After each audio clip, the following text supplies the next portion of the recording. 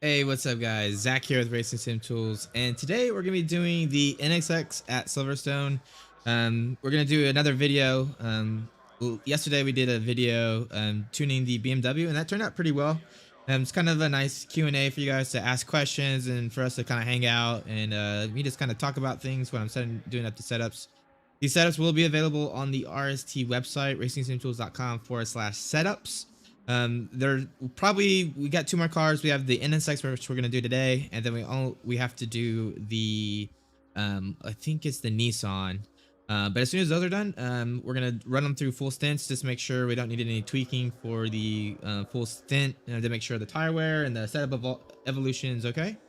But let's go ahead and get it, guys. The NSX is pretty fun car. It's really stable, one of the more stable mid-engines. It kind of suffers from some turbo lag, so it's a little bit slower than some of the other cars, but still really fun to drive. So what we're gonna do is we are going to load up the setup here. So let me just load up the baseline setup, and then we're just gonna do a few laps here, just to see if we need to make any tweaks or anything like that. And what's up, Carzola, man? How's it going today, man? Thanks for joining the stream. So we got this, now we got the setup loaded, and let's get it. So these setups are made for full fuel. Turn down my headset just a little bit. I don't want to be yelling at you guys. Yeah, these setups are made for full fuel. So lap times may appear a little bit slower. We'll run in the full 120 liters.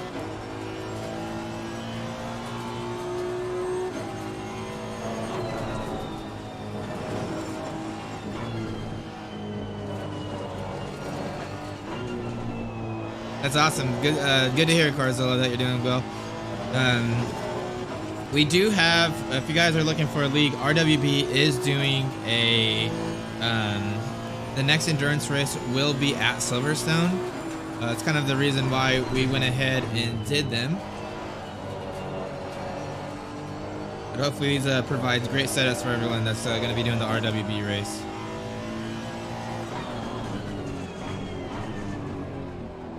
And I forgot I was gonna up the bit rate for these streams. So I'm using 13 kilobits per second, 13,000 kilobits per second. Typically with the 1440p by 60, you want to be up around 15. So I might need to bump it, but hopefully it looks okay for you guys. Let me know if the sound's okay. I do remember from yesterday when I was watching this stream back, I do need to turn down the game audio just a little bit. It was a little bit loud the other day.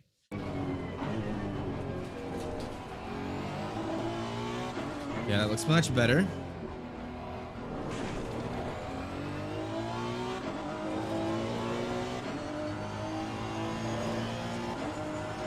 Oh man, good thing it's halfway through the week, huh? Just a few more days. Thank God. For me, I get off work this Friday, so Thursday is gonna be the last day of the week for me. I'm gonna be doing the 24 hours of Daytona in iRacing. Me and some of my friends, we're gonna race, and we have a setup already. I need to practice, but I really want to get these setups done beforehand, and so I haven't done them yet. All right, tire pressure's coming up.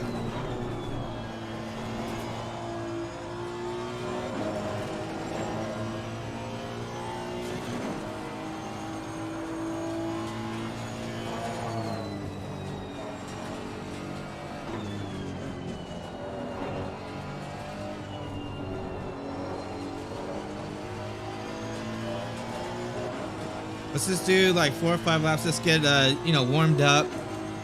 Make it so that we're doing consistent laps. See if we need to make any changes. The baseline setup feels pretty good. I think Speed Demon did a pretty good job with this setup. It's a little bit nervous on trail brake, but sometimes you kind of want that rotation. You want that response built into the entry.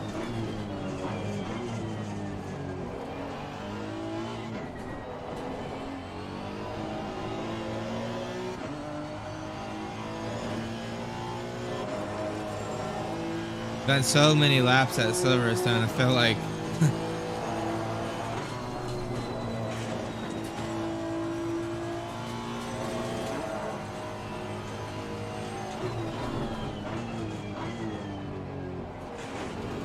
I know RCI has a race coming up at Silverstone, and they were driving in a lot cooler temperatures, like almost 10 degrees Celsius less than what we're in right now.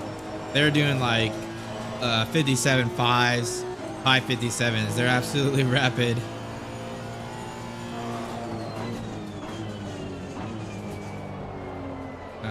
Broke a little bit too late there.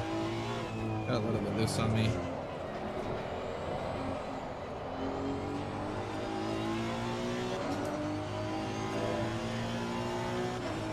Tire pressures look good. Tire temperatures look good. Be a little bit low in that rear left.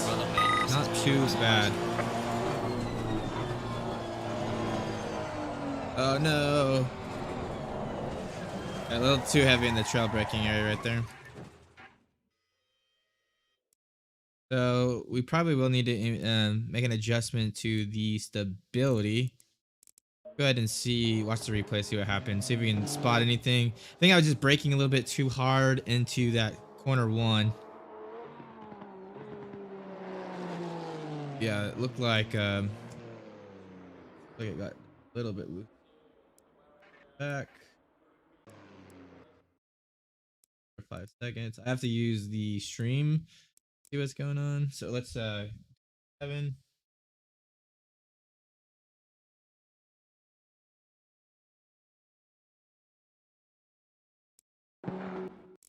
Change that plate.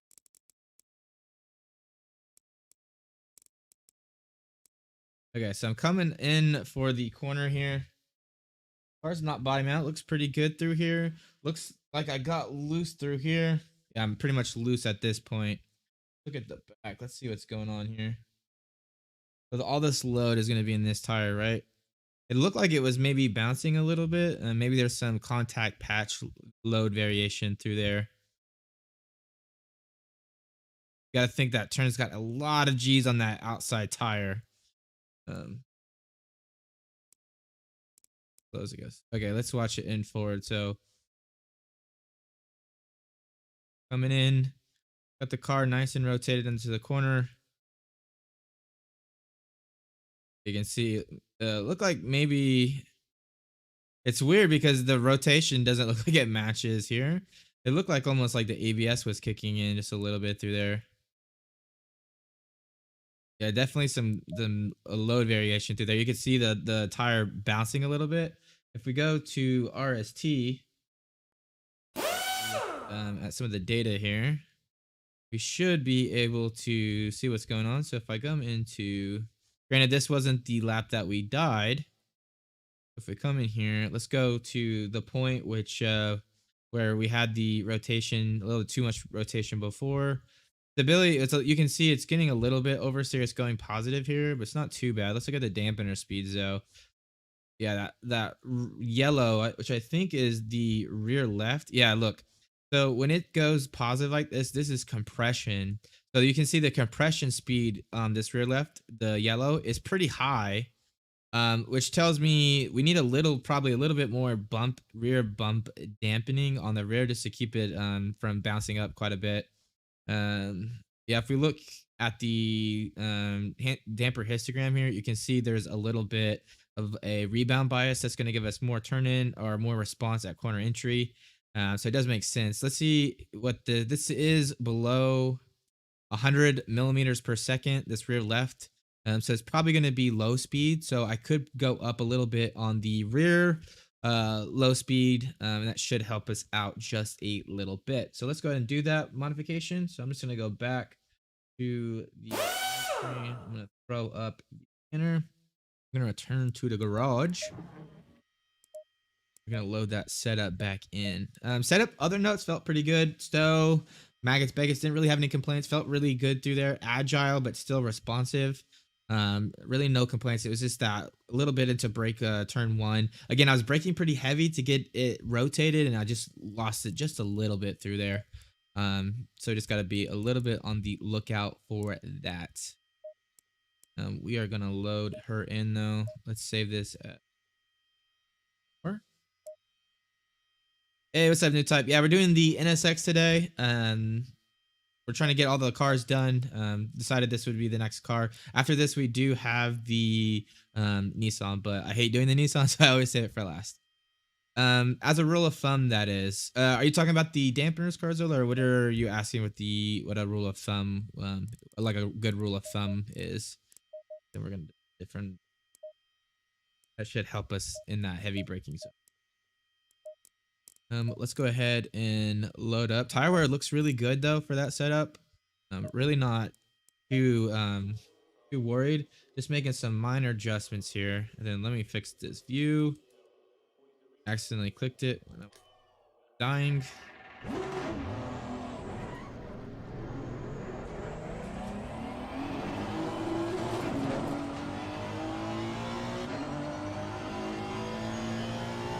Yeah, damper speed graph. Yeah. So, you know, it's hard for AC, right? Because typically you would want to look at what the values are. Oh, you know what? I forgot to make the change that we were going to. I need more rear bump dampening. I didn't even mess with that. I got totally distracted. And I am going to turn down my mic just like, looks like it's peaking a little bit. So hopefully this is a little bit better. But yeah, basically with dampening, you don't want to make an adjustment until you look at the graph, the damper speed graph. You know, you might make a change, but if you're in high speed region, that's a low speed adjustments, you know, or other way around, a high speed adjustment when you're in a low speed range is not really going to do anything for you. Yeah, I'll do the Nissan on stream. I'm going to try to do all these cars on stream for you guys. I just think it's a good way for me to like interface with you guys, and, you know, get, you know, answer any questions you guys might have and things like that. So hopefully you guys enjoy it. We're just going to go up a little bit here. But yeah, 100 millimeters is a pretty good rule of thumb for low speed. Typically real life cars are going to be anywhere between 40 to 100, so it's still kind of a guess. But it's better than, you know, doing high speed whenever it's that low.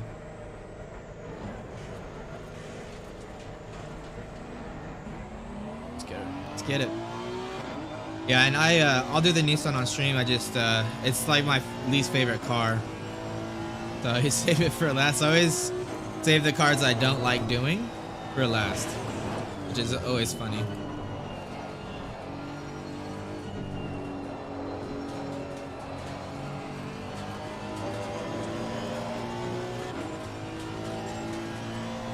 The temperatures look good.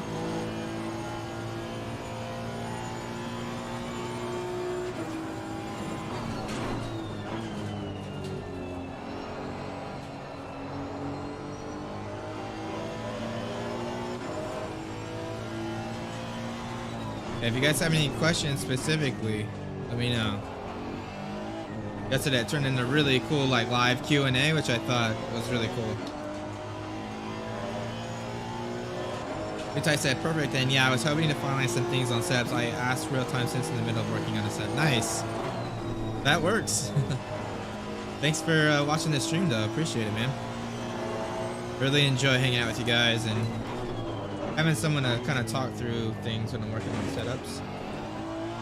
I watched the guys at Craig's setup shop. They have a Twitch channel where they do setups like this live, and they have like hundreds of people watching them. It's crazy. No one types in the chat, but they're just like us watching to see like what they're doing. Just kind of cool.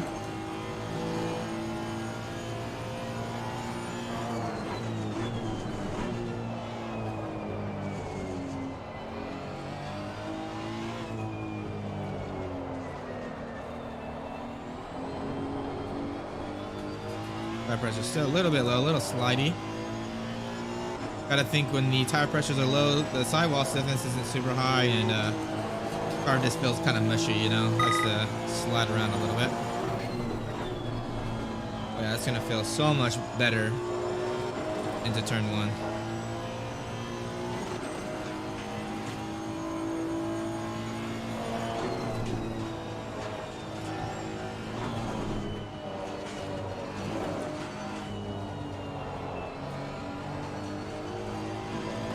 Going wide here. I'm gonna move that brake bias up just a click. Just a click.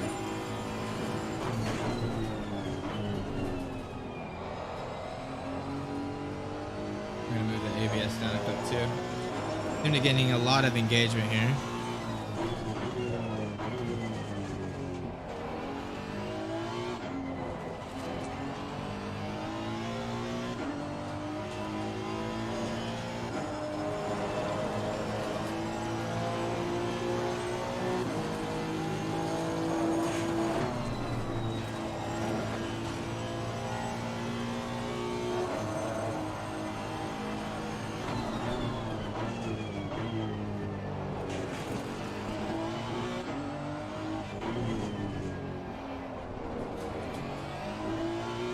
A lot of driver mistakes too.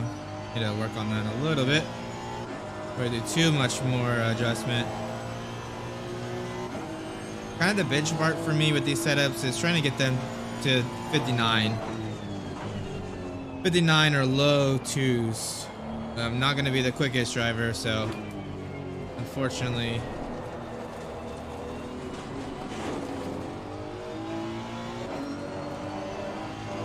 That's why we have Speed Demon kind of validate the setups, just to make sure there's nothing that needs to be done in the setups to push them a little bit harder. Make sure everything feels okay pace-wise.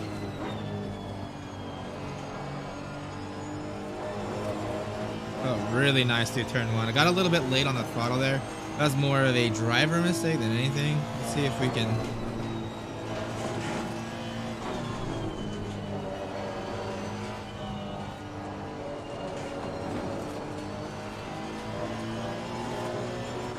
Oh yeah, up a tenth. All right, let's go. I think the bump maybe a little bit too much. We might need to kind of split the difference. I went up 4 clicks on the rear low speed bump. I think splitting the difference is gonna do us perfectly. Oh, way too early on the throttle. Is gonna do us perfectly.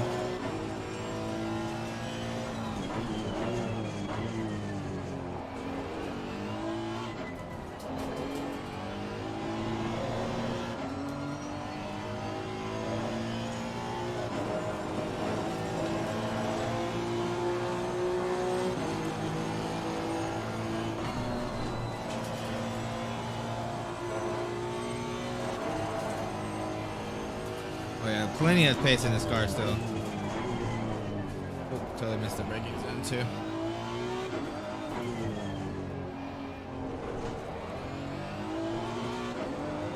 New type said, let's see, let me get on the straight. Since you're doing the NSX, are you gonna check for the rod bug that you had at Spa? Yeah, we could probably test that. I'm not in hot lot mode, so it might be a little different. I kind of believe what Kunos kind of said in their reply. It seems like it might just be non-issue, just like a weird thing with how the hot lap mode works. The justification that they gave really did make sense.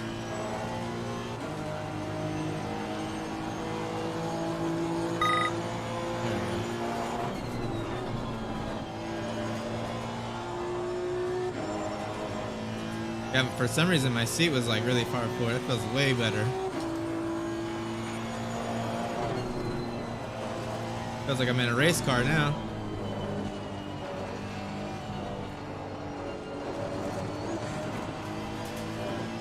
There we go. That was a really good exit. Really good exit.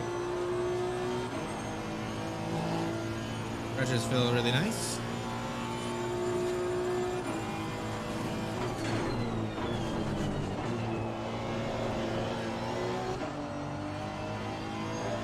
Five tenths.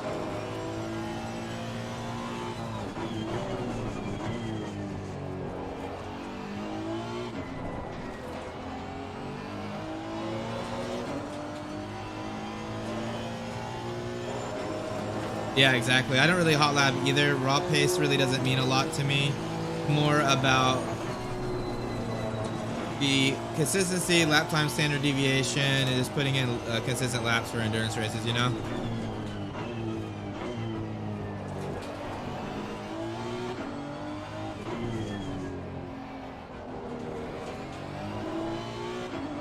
Have intense. Let's go, boys.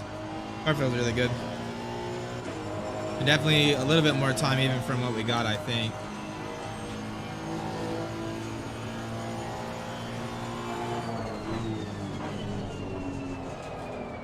Oh, I broke way too hard.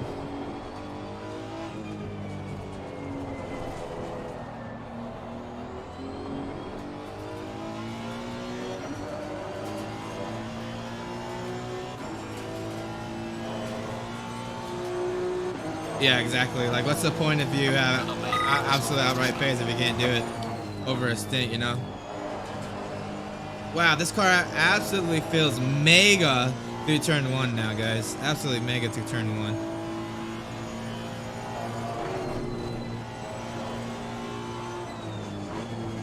Oh, I pushed it really hard through here. Yeah, I'm totally gonna lose time on the exit there. I pushed it so hard through there. Didn't lose too much time.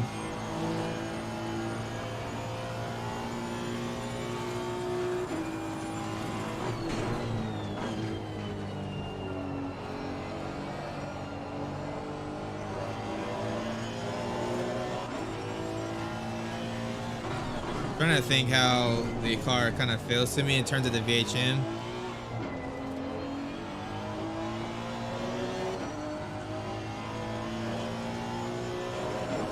Honestly, the car feels really good. It might be a little bit too responsive for me, but I think some people might like that, you know?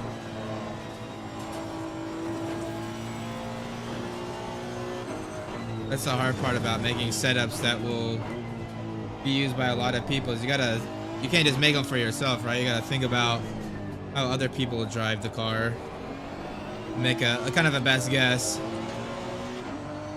Let's do another lap. I think I might take one click out of the rear ARB just to take a little bit of response out of it. Yeah, it's just the way I got the setup right now. It's got a lot of response in it, and it's not bad. It's very manageable, but it's more than I would normally run, right? If it was purely my setup. So let's go ahead and do that. I lost a lot of time through there anyway, so let's go ahead. We're gonna return back to the garage. Let's look at what um the roll gradients are. So for the roll gradients, you do need to enter the IR. So all I got to do is come in here. I got the BMW already in there because that's what I was doing before. We're in the Honda NSX. That's gonna add the tire dampers in the wheelbase and track, and then you should be good. Now if I come in here and click on suspension IRs, pitch and roll gradients, I should get a good indication. So we're at 0.356 on the front and 0.371 on the rear. So a lower roll gradient means that the car is more laterally stiff. It's going to basically respond much quicker. You're going to unload the tires much quicker. That weight transfer is going to be really quick and instantaneous. So it's really good to get the car rotated quickly. But you can rotate it too quickly and exceed the grip limit, right? So a little bit softer is something I like. It allows you to be a little bit less precise with the controls. You don't want it so soft that it's lazy and it doesn't do what you want it to. But for me, I like it a little bit less responsive. So what I'm going to do is I'm just going to take a click out of the rear ARB. That's going to make this number go up. It'll be very, very subtle, but it should go up about just a little bit. It might not even be very much on here. But 371, 372, yeah, 372. And it should keep the front pretty much the same. The front might go down just a little bit because we're changing that lateral stiffness distribution, but it should be pretty close. So let me just go ahead and make that setup. And again, I'm sorry guys, I can't share the setups with you guys. If it was just me doing the setups, I wouldn't care. But Speed Demon, he does a lot of work with these setups. And just wouldn't really be fair if I did that. So I'm just gonna go ahead and save it as version 5.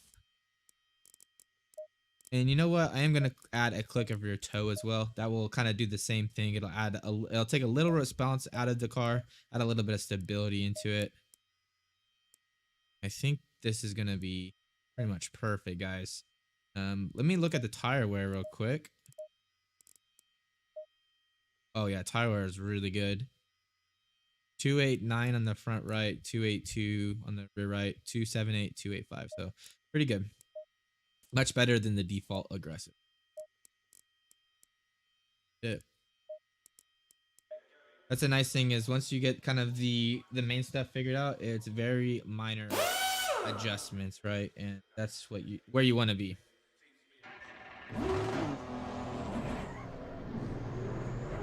Man, it feels weird. It feels like I'm too far back, but like it feels good too at the same time. I don't know why my seat got moved so far forward.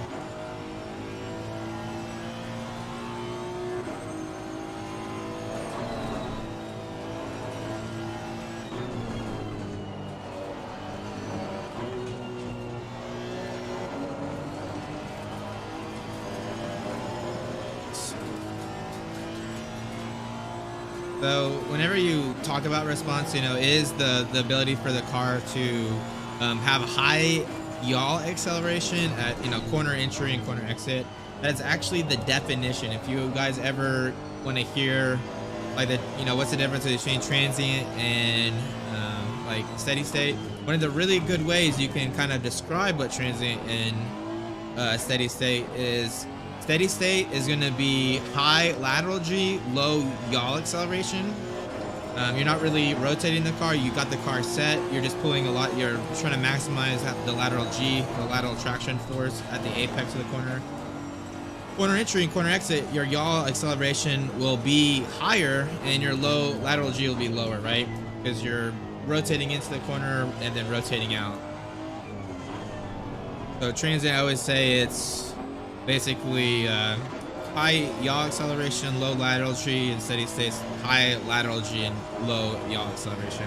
There's actually a thing called a yaw moment diagram, and there's actually a relationship. Tires, you basically have to trade one for the other. You can't have a car that has a lot of that's pulling a lot of lateral G and has a lot of yaw moment into it.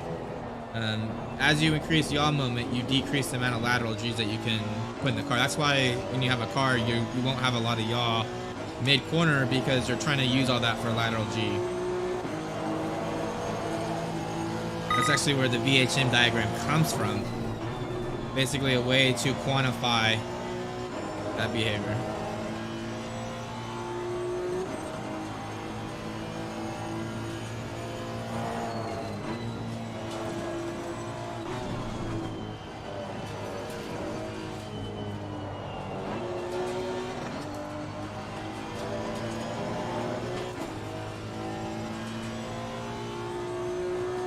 And it's feeling really good so far. Tires are, on the lower side of the pressure window, so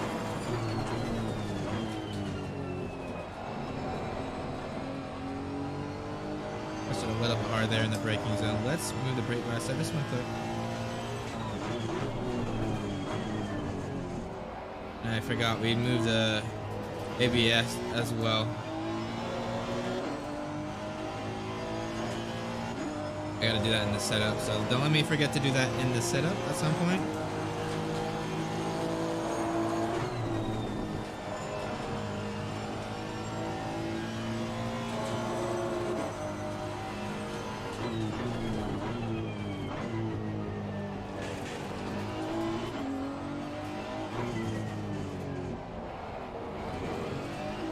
Man, car just feels so nice through there. This really falls into that apex.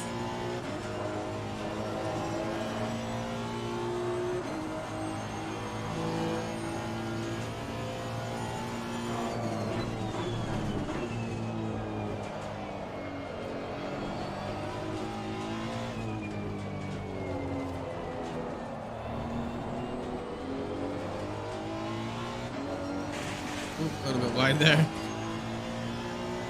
Or mistake.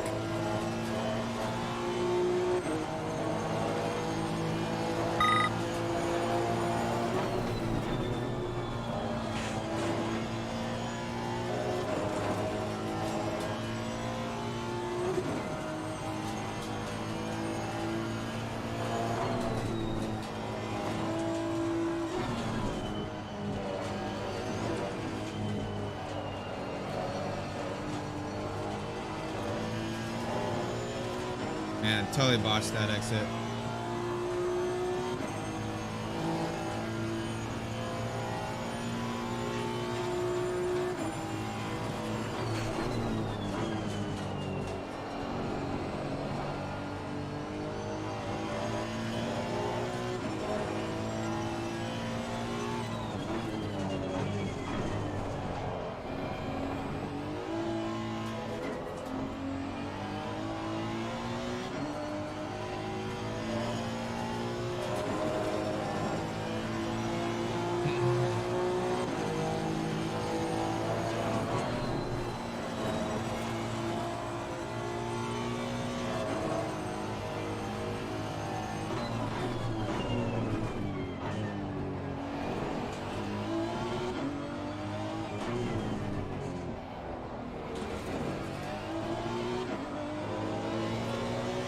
Alright, let's try to get a good lap coming up.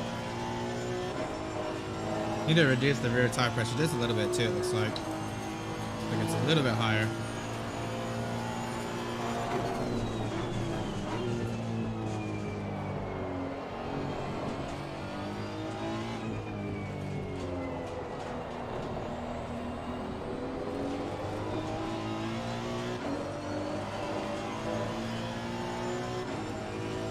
So the rear is 7 degrees, front is 5. Yeah, stiffness is a little bit soft up front.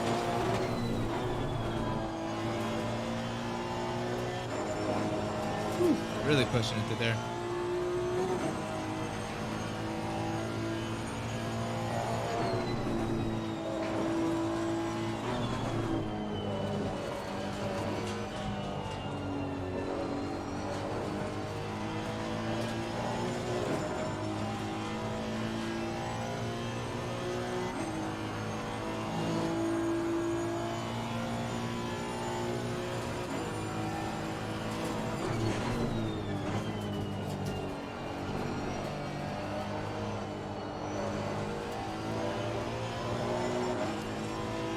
Probably wants to understeer a little bit too slow now.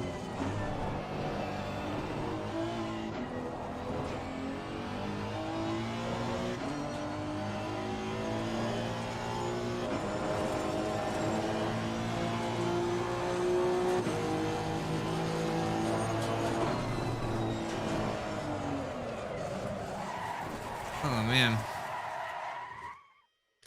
All right.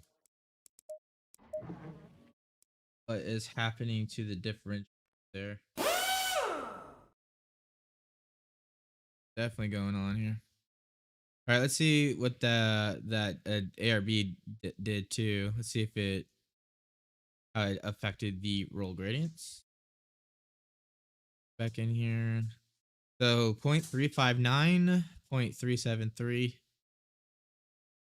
Yeah, so it barely went up on the rear like 0.001. So that rear ARB is really small.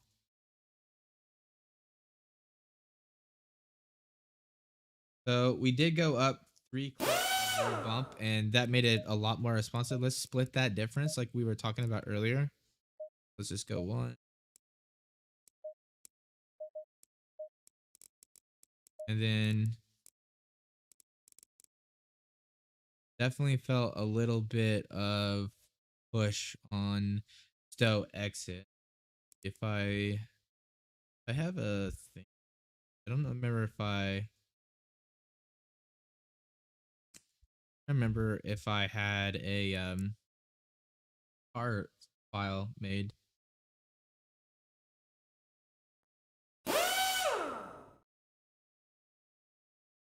with the dampers. Not a lot. We're definitely getting a lot of front stiffness. It's probably because the bump stop. We definitely have a lot, more aggressive bump stop setting than we did previously. I don't think. Let me see what our magic number is right now as well. I come back.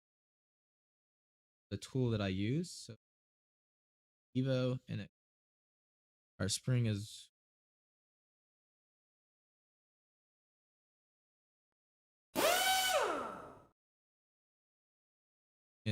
one.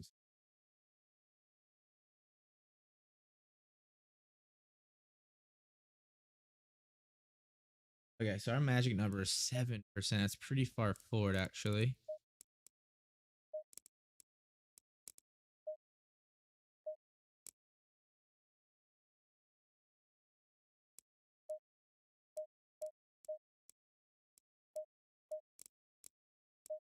We're pretty much on the baseline of that then. What did we do for spa setup for magic? For spa magic number for the decks?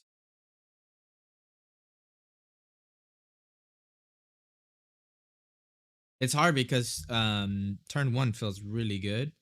It's just stow feels a little bit pushy. Go back to the see if we can see anything too. Like if I go to stability, we go to here, zoom out. I guess in the data it doesn't look too bad actually. This would be kind of that push that I was feeling. You can see this rear left tire, the yellow line is definitely oscillating quite a bit. The front right is pretty unloaded. Front left. Let's get the car parameters entered here because I'm kind of curious what the roll is doing.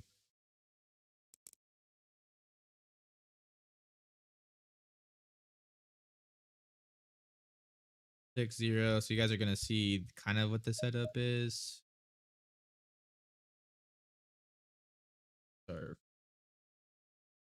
setup to 30 point. Here's 38.5. So we have a lot more rear ARB actually, which is pretty interesting. Why is that so? Oh, interesting. The rear ARB's got a lot of wow, I did not expect that, guys.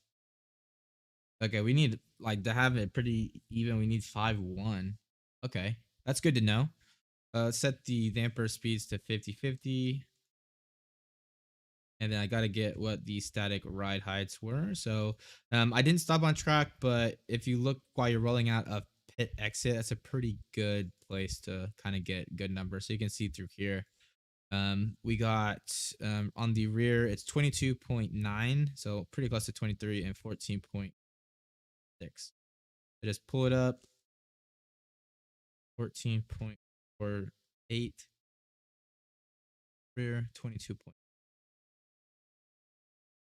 All right, let's see what's going on here with the lateral sediment. So a good way to see what's going on with the lateral sediment distribution is get your car parameters in, and now you can look at load graph. So if I go to like arrow here and I look at downforce, you can see I'm getting some load graphs here, and I should have ride heights. A good way to check your ride heights are correct, if you go to that lap that you set everything, this should be pretty close to what your ride heights statically in the setup menu. So it says 54, 54, and then 74.99. So yeah, that's pretty much dead on. So I know my ride heights are okay there. So let's go to distance. Let's just see, make sure we're not bottoming out at some point, because that could explain why we're getting pushed. And I don't see that. Definitely got a lot of oversteer there, huh? Damn. Look at that.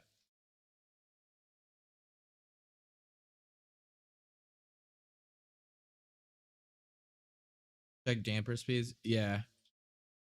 Yeah, I typically always check damper speeds. It's like one of the things that you typically do just to see. But let's look at arrow. Kind of curious. Let's go to downforce. See what happens to this center of pressure as we go through stow. So there is a pretty big dip here.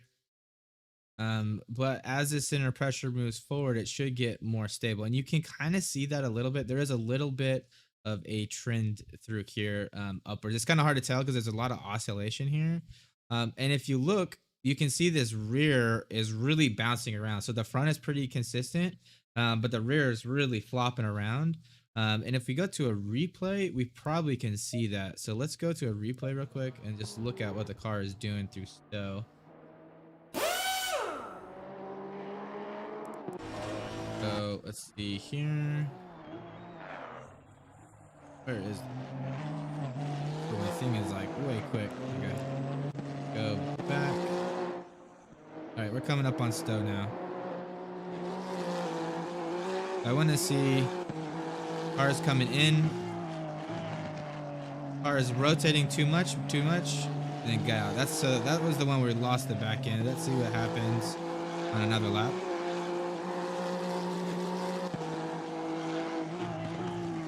Car rotates in nicely. There it starts to push, rotates in.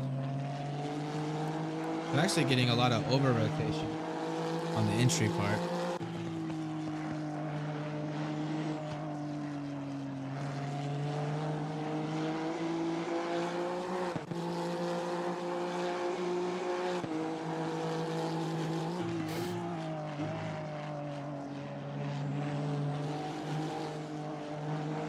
Interesting. You can totally see the car just spit out mid corner. Rotates. Yeah, we're over rotating on the entry, and then I'm having to catch it, and that's what spits us out, I think.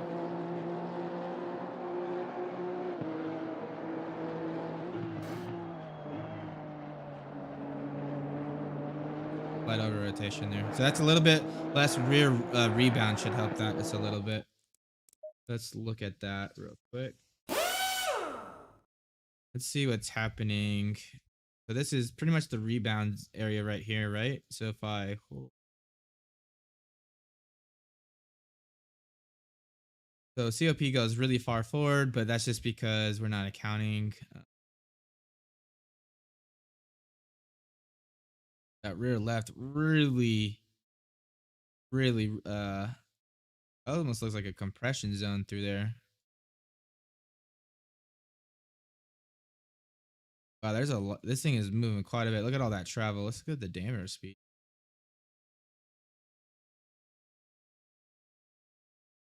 compared to the front. The rear's got way less dampening on it and bump. The bump is above the zero line. You can see. Look how. So this is basically where we hit the bump on the front axle, and this is where we hit it on the rear. So you can see there's an offset that's going to result in a pitching motion. And look at the peak of these compared to the front. So that typically means we're getting a lot of pitching here. If I go to suspension and let's look at we were looking, yeah, same thing here though, right? Like we still have a pretty big bump here. If we go to suspension and then modal analysis, yeah, look how much the car's pitching right here. It's like 15 millimeters of rake down to negative 20, then to zero. So that's a pretty big pitch motion right there. This is where we get on the brakes basically. For speed, we're on throttle. Get heavy on the brake, right? That makes sense. Pitches forward. We get back down. I think this pitching might be an issue. We might want to kind of look into that. You can see the roll. So the corner entry, you can see we roll have a lot of roll and then it reduces. If I look at the steering input, something tells me that's where I'm trying to catch the slide.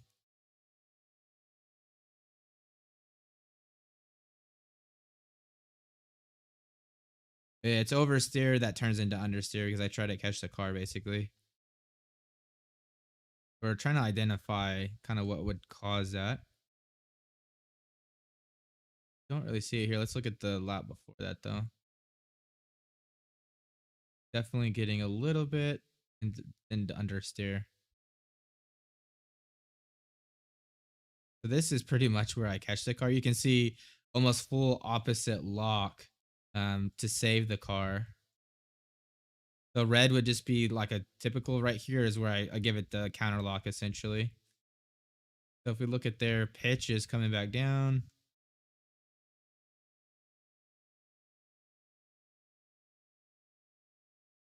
Neutral steer is popping up a little bit. Weight transfer did get pretty low here. So if I zoom into this portion right here, typically you want this to be like 55, 49 is pretty far back. Let's try going up on the front ARB because like I said, the magic number is a lot farther back than I thought it was. The way that the ARBs on the Evo are. Then we are going to make a change to the damper histogram too. Rear left is a little bit more bump, I think.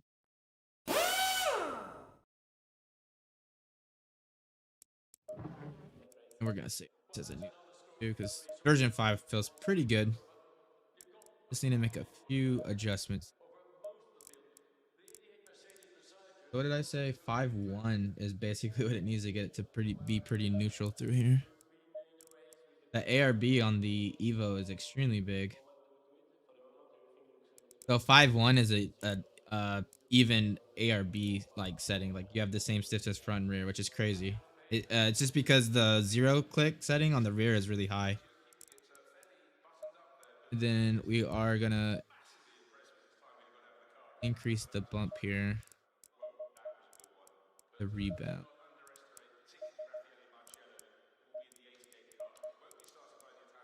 Then I did say move. Let's see what this does. I think 5 was pretty good.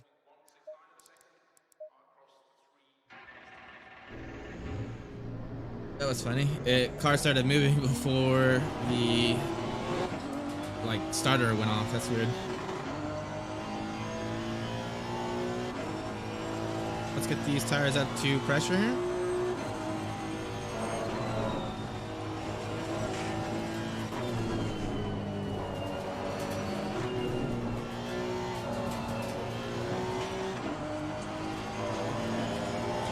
I already felt a massive difference in the response.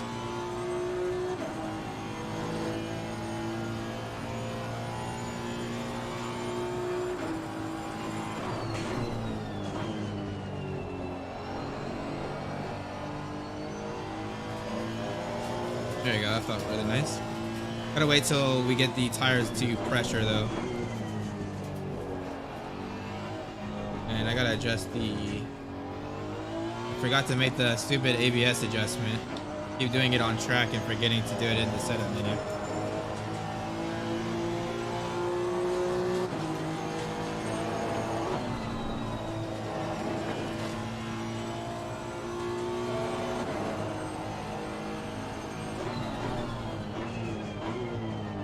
What car are you working on, new type?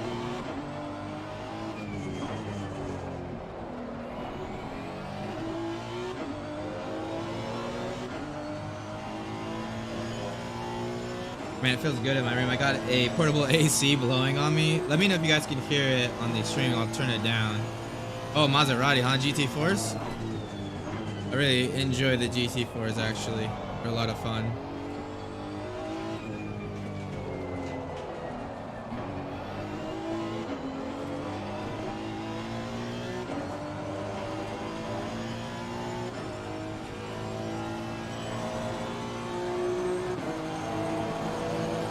What's up, Voodoo? How's it going, man?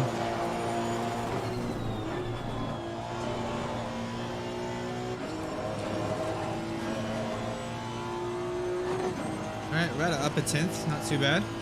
Tires are up to pressures.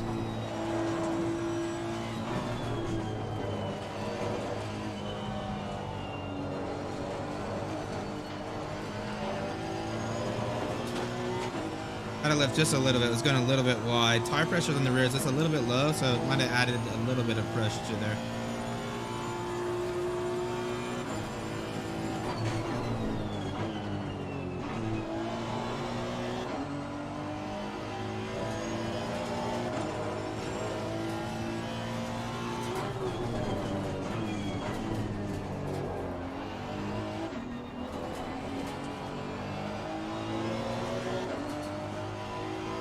Even with these mistakes, we're pretty close to what we did. And I feel a little bit better with the setup.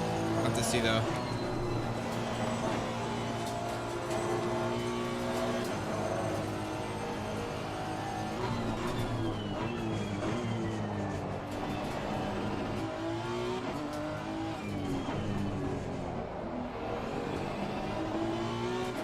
Play a lot of time in this setup now.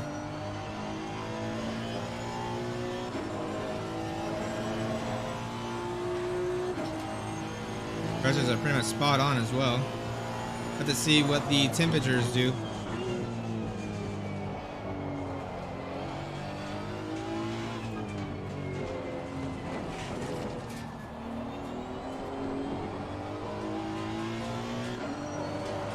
Messed up that last turn just a little bit.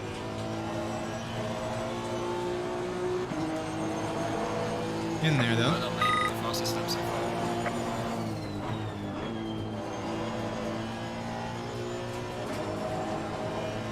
Oversaw the car.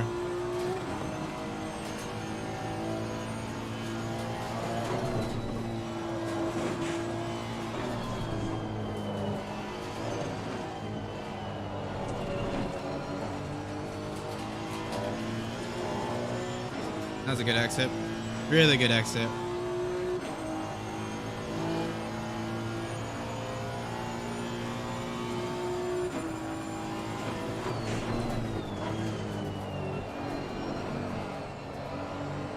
Yeah, I keep losing the rear there. It just causes the car to go forward.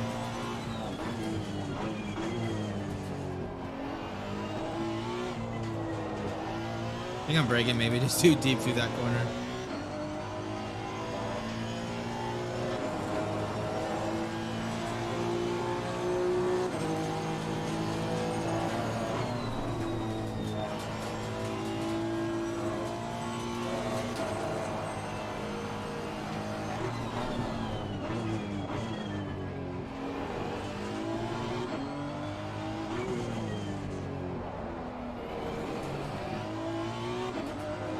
Man, it feels perfectly through that corner though. Ooh. Tire temps 11 on the rear, 9 on the front. So actually a little bit more stiffness on the rear, which is surprising.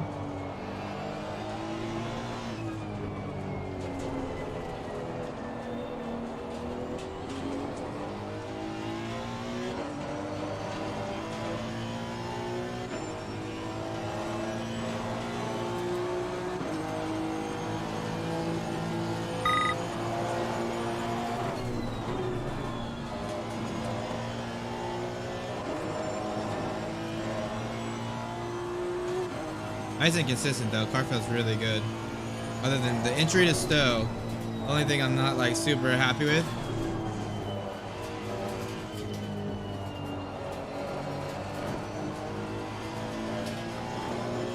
Car feels mega through that sector though. I'm gonna be up a 10th by the time I get that to stow here. I'm gonna try braking just a little bit earlier for stow this time.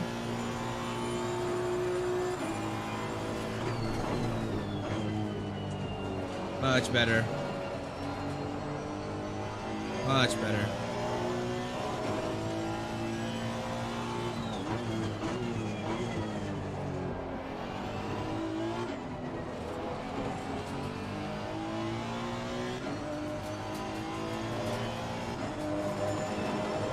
Oh, I thought I was gonna invalidate.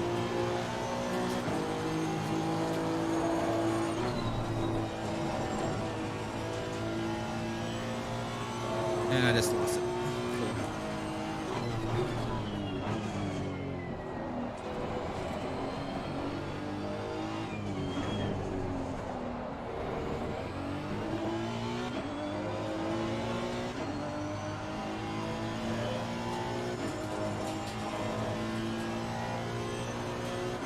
Fill up though. About almost a 10th.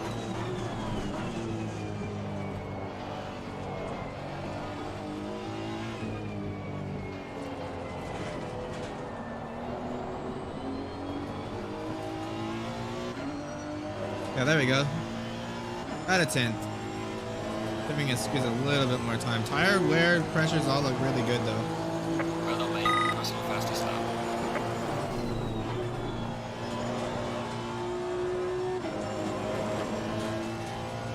Maybe a 10 there.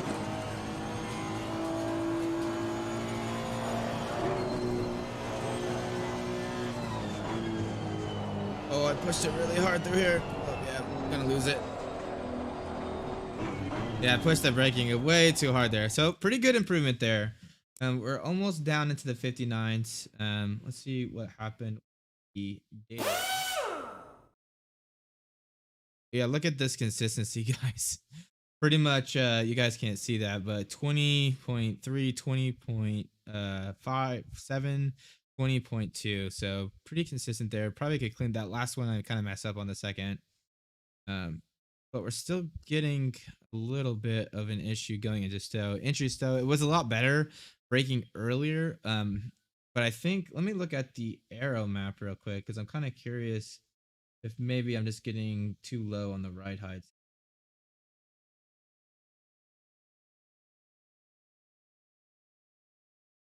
That is what's going on. Then let's look at the text on the. So the NXX, basically I want to keep the rear right around like the 60 mark. I keep the fronts probably less than 30 or higher than 30. So let's see what is actually going on here. Was this the one we did? This is sorry you guys can't see the pop-up window. Sometimes it works, sometimes it doesn't. I don't know why on stream you don't see it, but all we got to do is look. Yeah, it's probably just cutting out because I'm pointed the other way. But thanks for letting me know. I'll try to speak into the mic a little bit better. And when I look this way, because the mic's this way, it like cuts me out. So I do apologize for that. Custom setup. And how you doing, Diego? Hopefully you're doing pretty well, man. Thanks for joining the stream. Let's see. So this should have our ride heights in it now. Let's see what's going on. What was I going to look at? At something. Ride height envelope. So you can see 40 and above. So that's kind of, pretty close to what we want to do. Let's see what is going on though. The Dell intro. That's where I'm really interested. So arrow, ride height. Yeah, dude. And if you have any questions, just let me know, Diego. I'll try to help. I'm just want to kind of show you guys kind of my methodology, how I go through things. And if you have questions, you can kind of use it as a live Q&A. These are the setups that are going to go up on the racingsimtools.com/setups page. But I just thought it was a good way for us to like kind of talk, and if you guys have questions to answer. But you can see the car's got a fair amount of rake here. It's got a fair amount of rake into the braking zone. What's the front ride height? Front ride height is right around probably, what's that, 40, 56. So actually it's not too bad. Let's go back though. Let's make one little change. I'm just gonna bump up the front ride height just one click. Oh, very cool, man.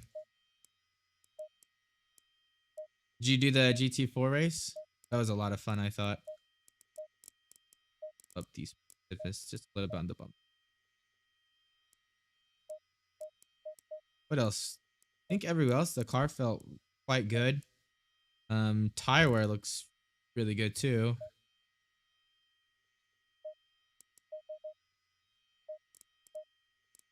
Here's that ABS, why we remember to do.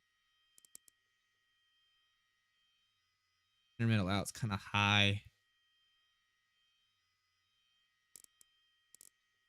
Too bad actually.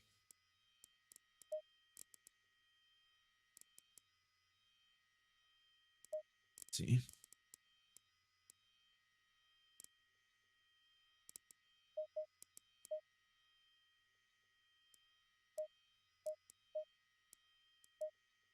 Give this a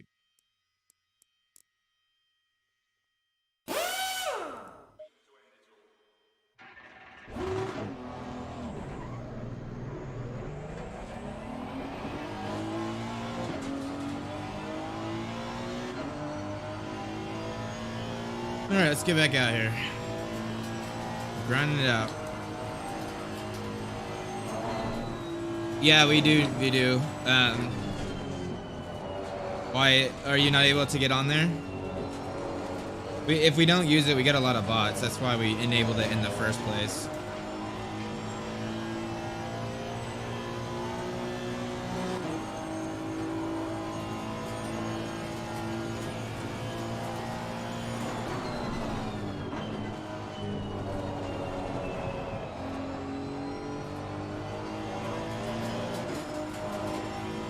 Trying to warm up the tires here.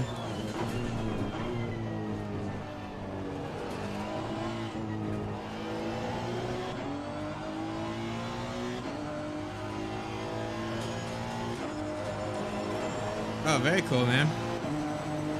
Yeah, we did the GT4 race, and it was probably my worst race. I just got really frustrated because my stream started acting up, and it totally threw me off. I had to kill this stream, and then in my first stint, I was absolutely garbage. And then my second stint, I did pretty well, but the damage had already been done. I was so frustrated that I forgot to pit like right on my like last lap, and it totally cost us a drive-through. That's how like fuming I was. I just wasn't mentally there.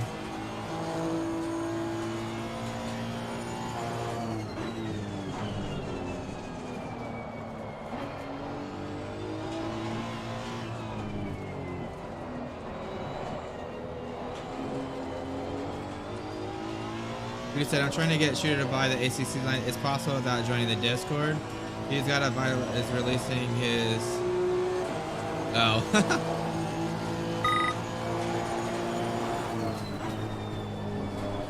Just send me a PM. Dude, have him make an account for RST and then shoot me a PM.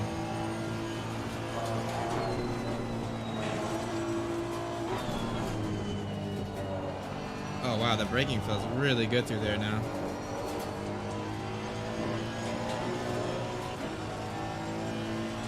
Utai said, wanted to know on ARB, I know you calculated by the ribeye with 50 times how many clicks altogether there. Just want to know if the ARB at 1, do I leave it at? So the equation to figure out what to put into RST for ARB, it's going to be the range of the max value minus the min value divided by the number of clicks times whatever click setting you're at, plus the minimum value, if that makes sense. And that's just a guess. We don't know what the actual min max value is for the ARB. That's why I just tell everyone just use like 100 on the front and 50 on the rear.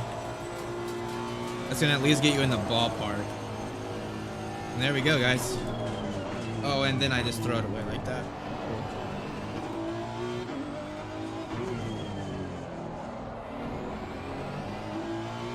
We can move the brake bias back a click, I think.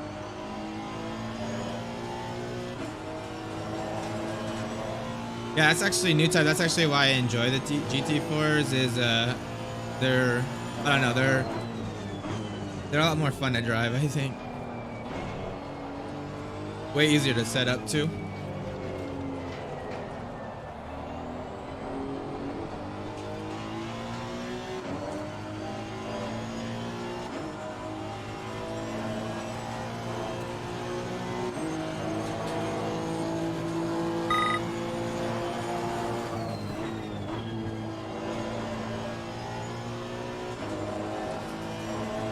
Probably even move it back another click, honestly. Car feels really stable on the brakes now.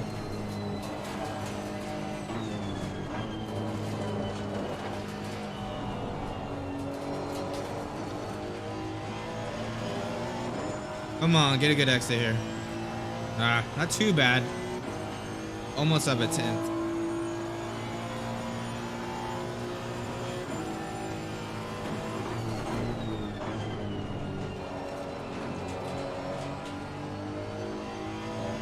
There we go. That was a super nice exit through still. That felt really good.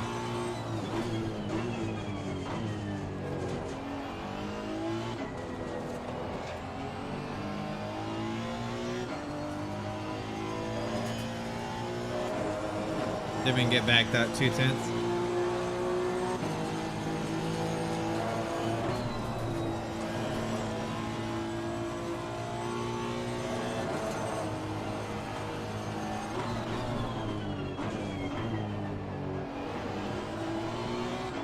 Come on, baby.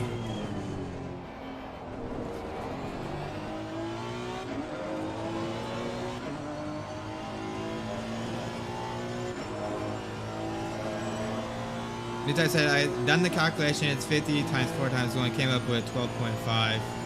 That's like, it's hard to read that. A lot of text when I'm trying to do these.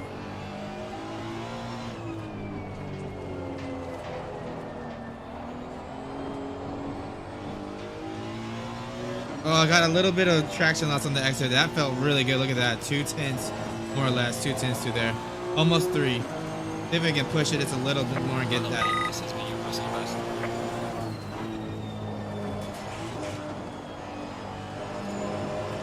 Oh, I was a little late on the throttle here. Yeah, it sounds like you did it right, new type.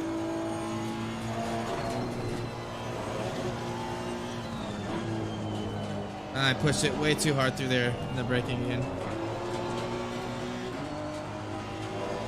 That's my fault.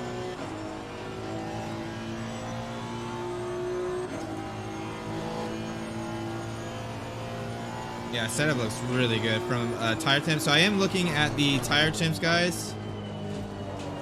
So when you're on track, if you look at the inside minus the outside tire temps for the front, and then do the same for the back, if there's a good even delta between inside and outside between the fronts and the rears, then that's actually a really good indication of your balance of your car. If you don't have any data, like if you're in a game that has no data, that's actually how I typically set up my cars, is by looking at it. It only works if you have correct tire pressures and, you know, the tires are very similar, but it's just a good way to get a good indication on track.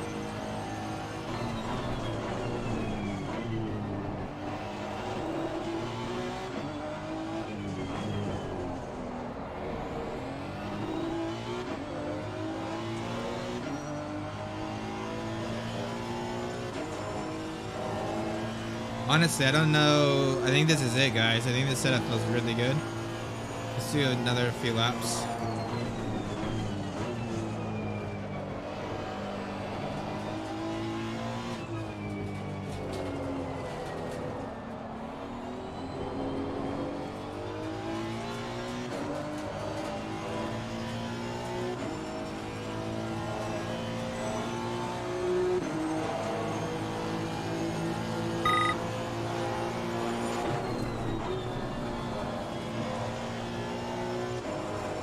Oh man, I was pushing it through turn one. Absolutely pushing it.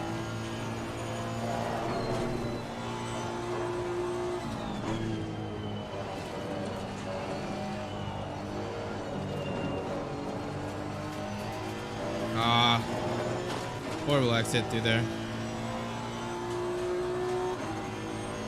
Super consistent though.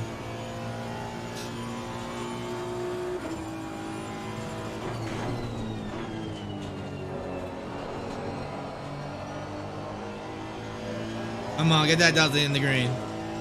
Come on.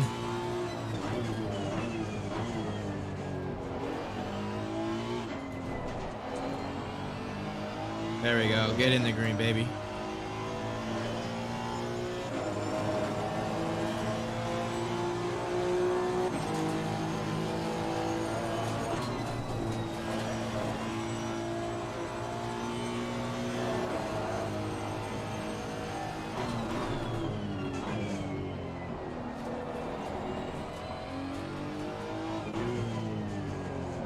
Oh, I totally missed the apex. Damn it. I was up 3/10 too, and I totally just missed the apex.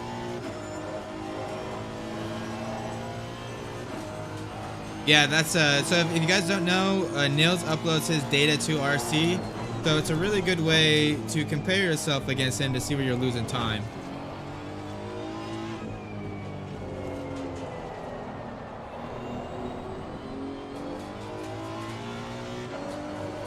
Man, look at that. We're gonna be like almost to the 10th, the 100th, almost to the 100th of our last lap.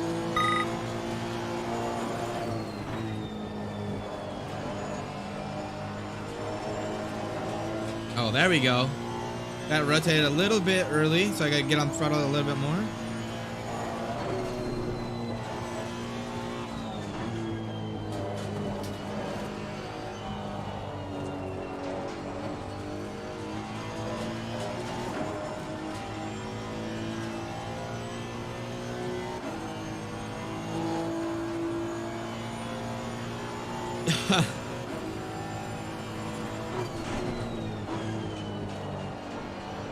No.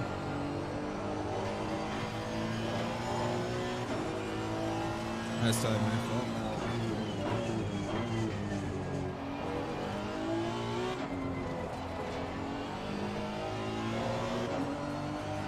Man, this feels really good actually. It's not got the pace, but honestly, it's so stable. Hey, Viclave, how's it going, bud? And I apologize if I'm saying your name wrong. I'm horrible with names. I blame it on being American.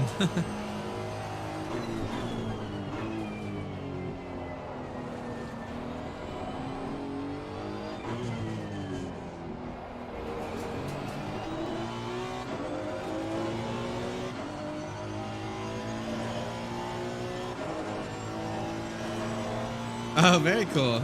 Gotcha. I thought like with a name like that, you wouldn't be. A lot of people that watch my streams are from Europe, so I do apologize.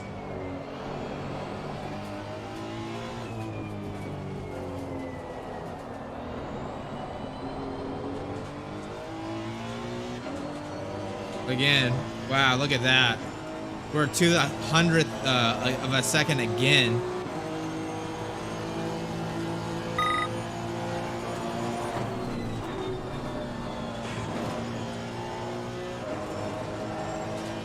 That was a good turn one.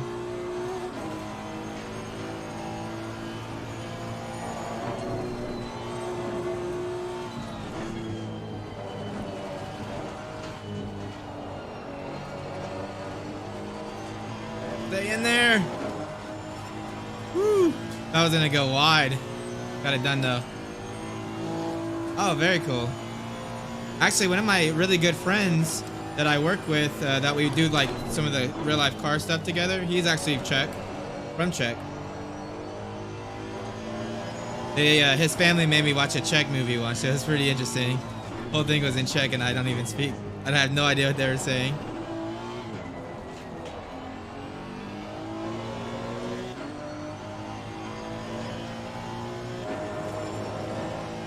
Kurzola, did you do the GT4 race? I don't remember seeing your name.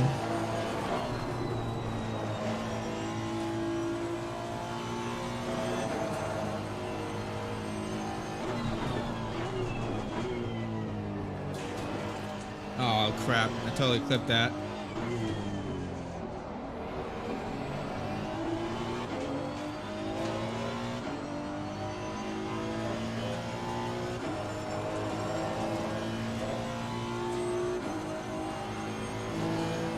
Oh, dang, dude. Yeah, that's just racing though. Like sometimes it just happens, you know. Ah, I'm gonna throw it in a little bit too hard.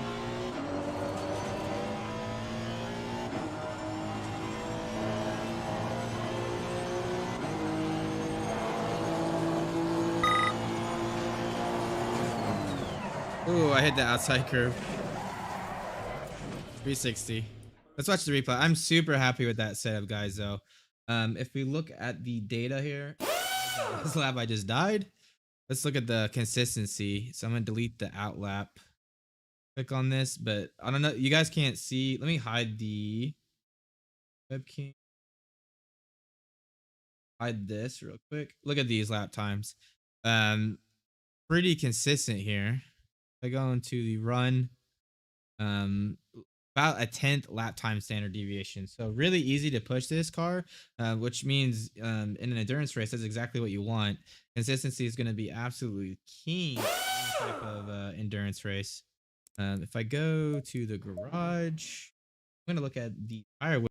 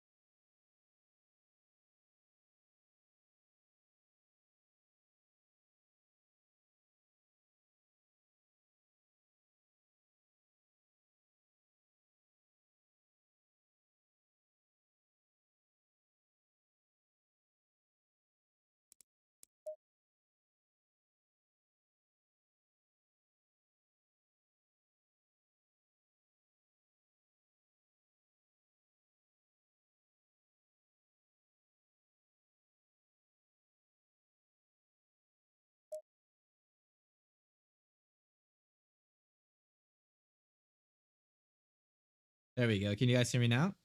I have no idea how I muted myself. So thank you for letting me know because I was just going to keep going on.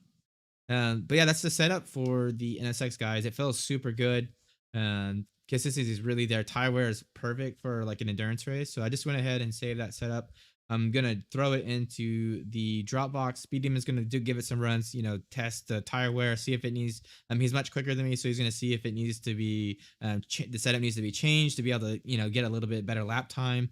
But yeah, that's pretty much the first cut. So the next one we have is the Nissan. But before we go there, I like to the thing that I like to do is before I forget is I like to do the infographic. So the infographic we do just so if you want to make tweaks, we try to get these setups to where they're a good baseline where you can go either direction with just like a few clicks. We try to get the setup in an area where there's still a lot of adjustment in a lot of different areas if you want to. So I make these infographics to kind of share what my notes were when we set up the car. Hey, the car is really sensitive to rear toe in for stability response.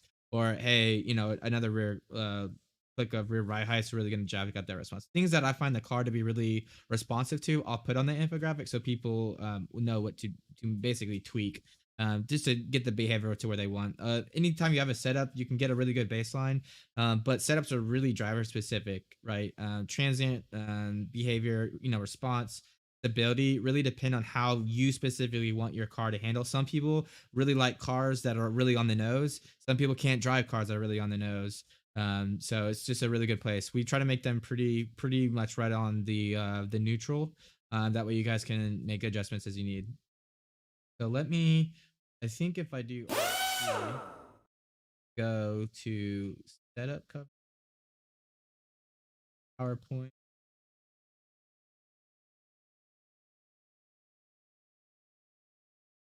that'd be a better PowerPoint.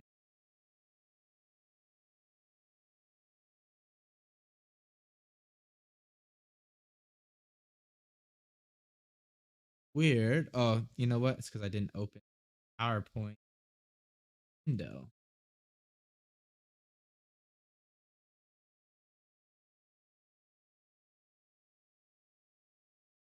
Oh, 1 second, guys. Sorry.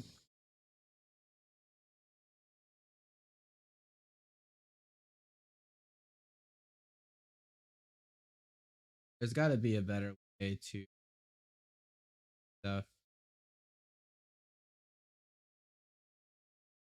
Guess I could just do caption.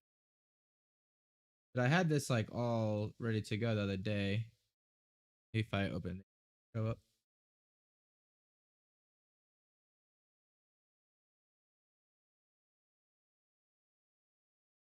There's an Excel. There's RST. There's labs. Spotify. Why isn't PowerPoint popping? Okay, I'll just do a window grab. Well, it shows up on this one.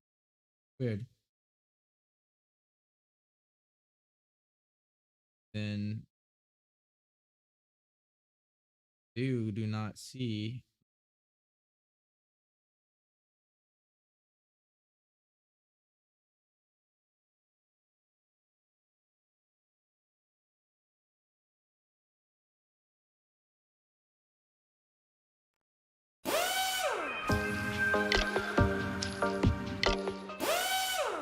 Oh, sorry about that, guys. I was trying to click it. So hopefully you guys can see this now. Just center. Um,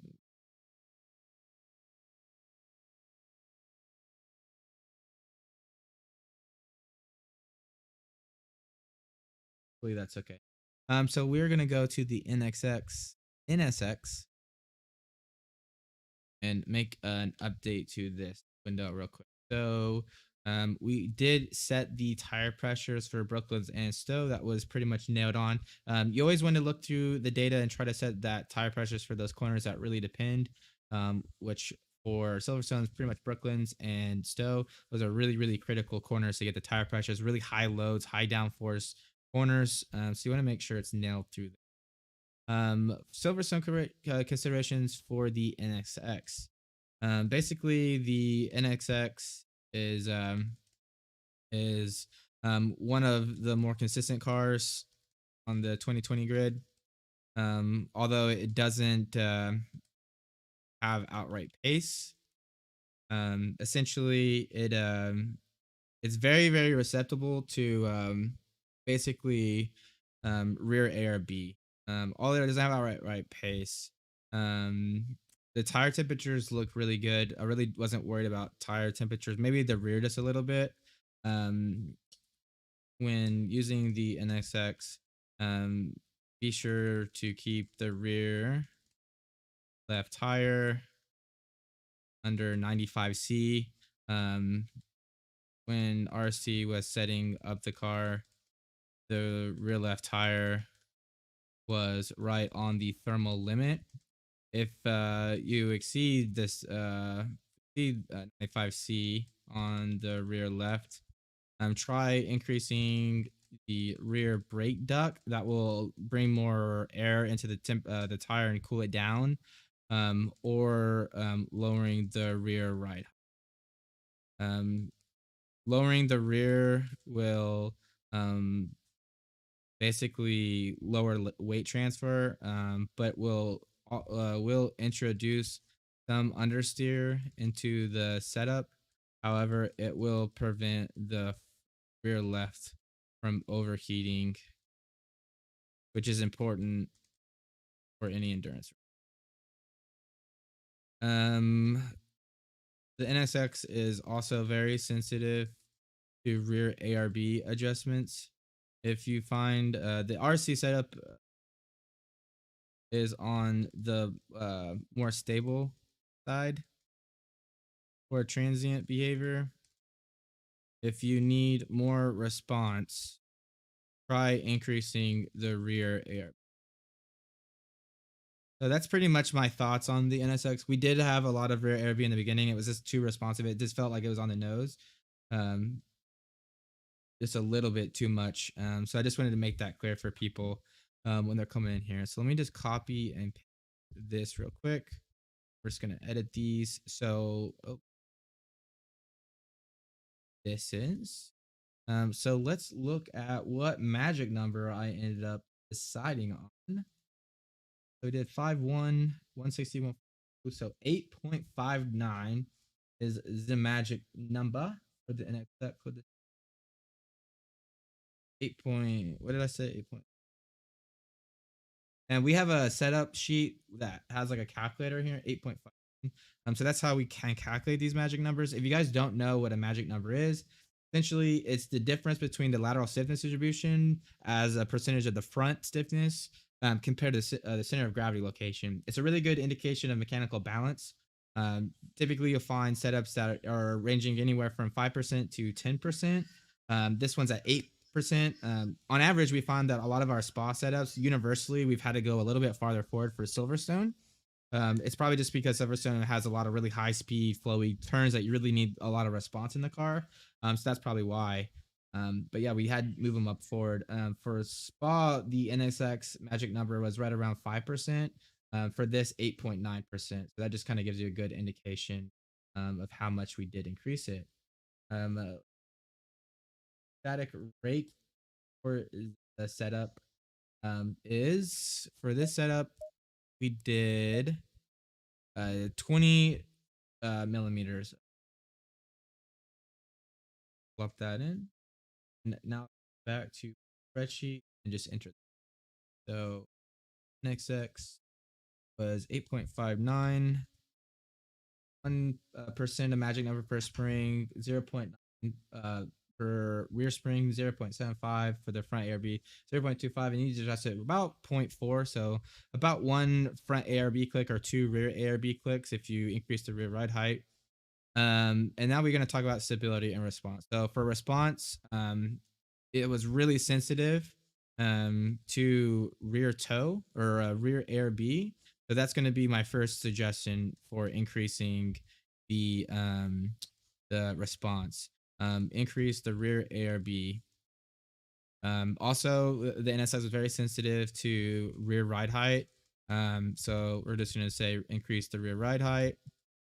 And last but not least, the car rear toe in pretty sensitive, and I use a little bit more higher rear toe in on the NSX because we went a little bit less wing.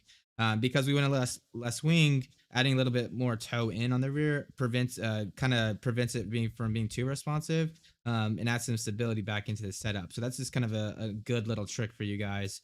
If you're running less downforce, try a little bit more rear toe in. Um, and then decrease rear toe in. Okay. For stability, um, let's say increase the rear wing.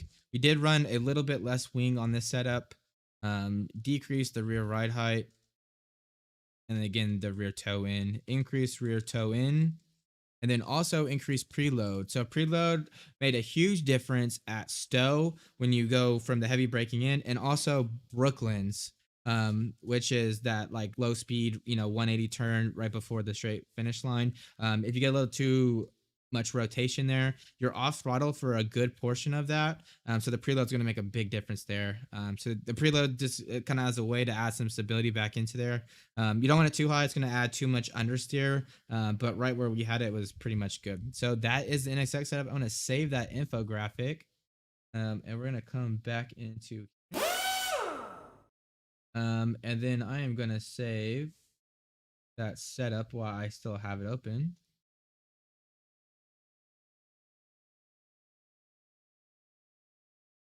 This is version 1.0. We are in the Honda NSX GT3, and we're just going to paste that in. All right, guys, that setup is done. Again, this setup will be available at racingsimtools.com/setups in a few days. But for now, pretty much it. Do we have time to do another one?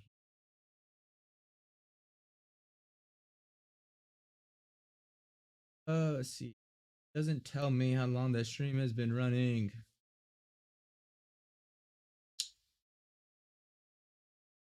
Setting. The stream's. Yeah, I'm dreading doing the Nissan. That's why I'm like trying to figure out if I don't want to do it. We probably should do it. I just hate driving the Nissan.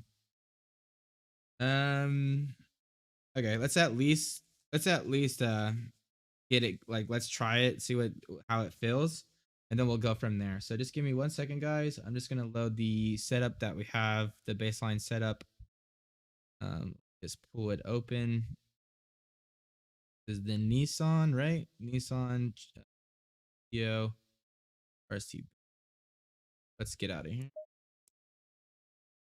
Yeah, it's because I'm pointed the other way, Voodoo. I do apologize. I need to have the microphone like on this side. So I'm looking at the monitor and the camera. You guys can hear me. It's like opposite, right? Unfortunately, actually, you know what? Let's try that actually. So 1 second, I'm just gonna mute this so it doesn't annoy you.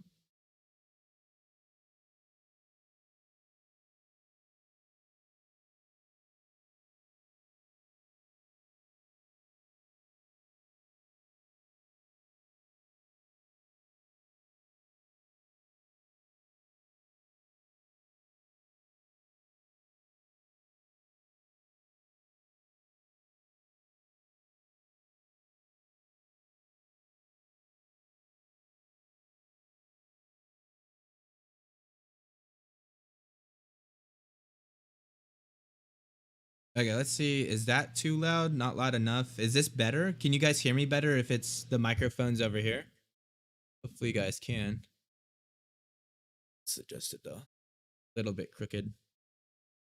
This way, when I'm looking at the setup and everything, hopefully you can hear me okay.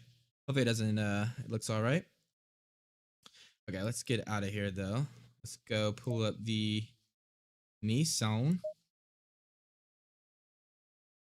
Okay, cool. Yeah, it's just because the microphone was over here and I was trying to talk this way. But if this works for you guys, I will just do it this way. It does look like a little bit out of the way. We just do it like that.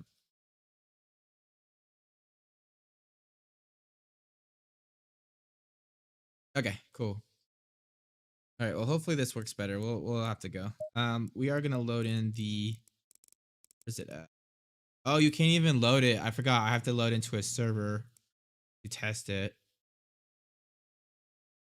Don't even know if I have a server set up to do. Let's see. We did have a server set up before, but I don't think it's set to Silverstone. Well, this is gonna be quick if I can't do this, guys. I might have to get with Speedium and get a multiplayer server to be able to do the go to the AOR hot lap server. Okay. Problem is it might be different conditions, Voodoo. Is it, you know what the temperature is? I hate that you can't load the old Nissan on the 2020 rule set, but you can do it online. That makes no sense. See if they have it. What's this one? Oh, no, this one is good to go. It's set for Silverstone. It probably has the correct conditions. Let's load it in. Yeah, see. Oh, that's pretty. Actually, that would be pretty close to what I normally use. But let's give this a go. Wait, 1 second. Okay, so let's load her in. I'm gonna go ahead and set up here.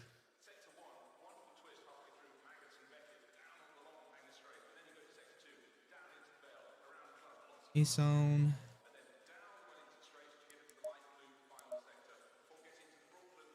Oh, very cool.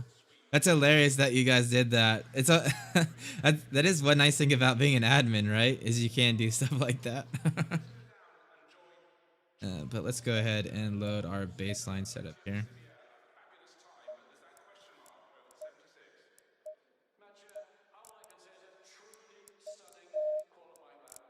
Jesus, this thing is freaking got a huge tank on it. 130 liters is absolutely mental of a tank.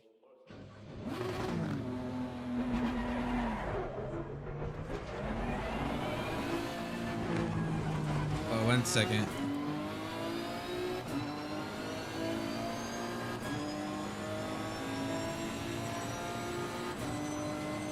All right, guys. I hate this car, but I'm doing it for you guys. Because I know even though it's not part of the 2020 grid, I know a lot of you guys like to drive the Nissan, so we'll make that sacrifice.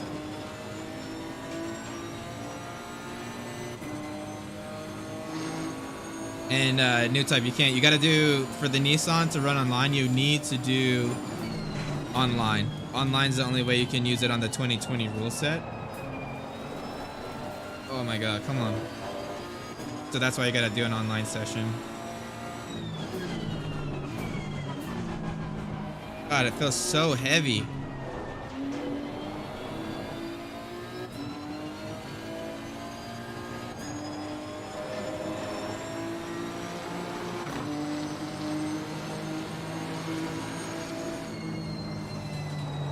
Oh, I totally was looking that way too. Barclave said, Spa will be really good with that car. Asmar, I haven't tested the GT4 Maserati yet, but I have experience from Forza when I built that car from the ground up. Oh, very cool.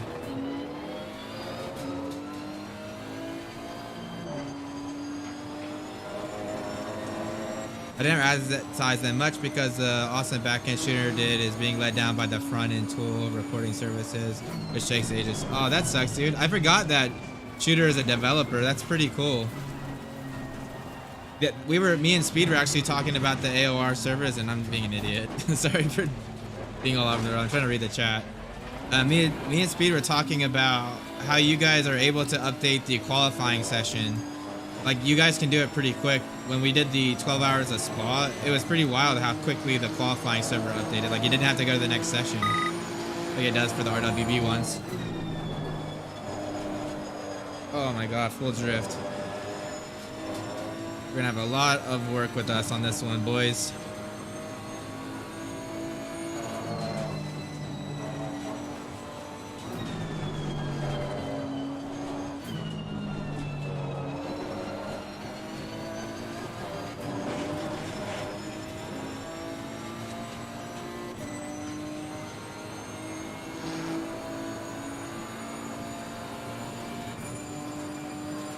That's awesome, dude. He's a mastermind, that's for sure. I haven't, we used to all hang out in Dan's Discord in the PC2 days. I haven't seen like a lot of those guys like Dakuza and Shooter and all them. Like we've raced against you guys, but I haven't talked to them forever. Hopefully they're doing all good.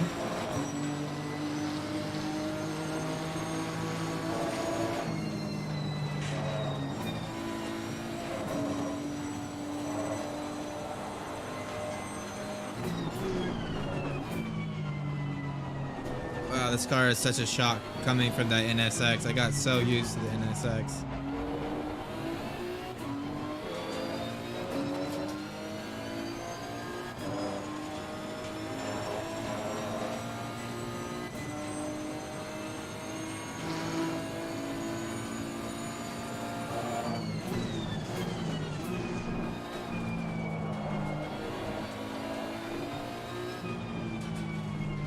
Way too quick here.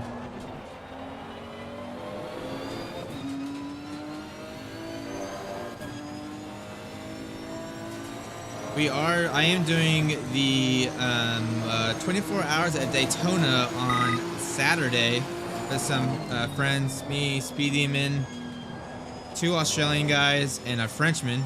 Sounds like a joke, but yeah, we're doing it on Saturday. It should be a lot of fun. I'm trying to get these set up so I can start practicing for that. iRacing is always really scary because you can kill the car and not come back from it, so gotta put the grind in. Golly, this car is so hard for me to drive. Luigi said, I did some stuff with the leaderboards in .NET and some stuff on the SQL database, but most of the backend is made by him, and now Deuce added an awesome web tool for a web. Oh, that's awesome, dude. Yeah, I do a lot of .NET Core. The Racing Sim Tools website is all .NET Core. We bought a dedicated server, so we're running like on a Xenon machine, which is really cool. We're probably going to build some web apps, maybe some setup management tools, with version control, and where users can upload data to their setups and stuff like that. We're thinking about doing that to the new dedicated server that we're having. So my first impression of the setup is it's got way too much oversteer built into it. That corner felt good, but just got a lot of response built into it. Very on the nose. Tire pressures are a little off too. Need to adjust the rear pressures a little high. Probably adds a little bit to that on the nose feeling.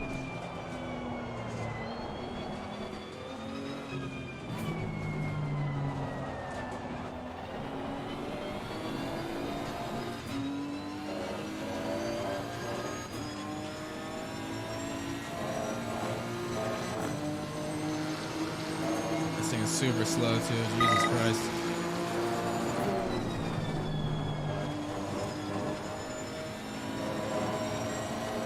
Jesus Christ.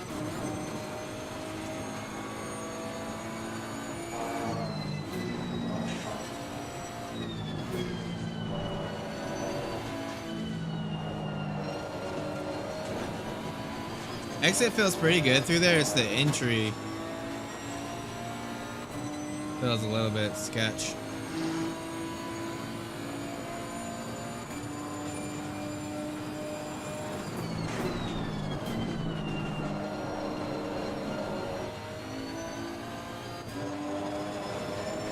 I think it needs definitely a click of less on the rear ride height. Feels like it's very slow for the rear mass to get caught up. I think if we lower the rear ride height, that'll help it a little bit. It'll lower the rear roll gradient, and then also I think we need to fix the tire pressures. That's for sure.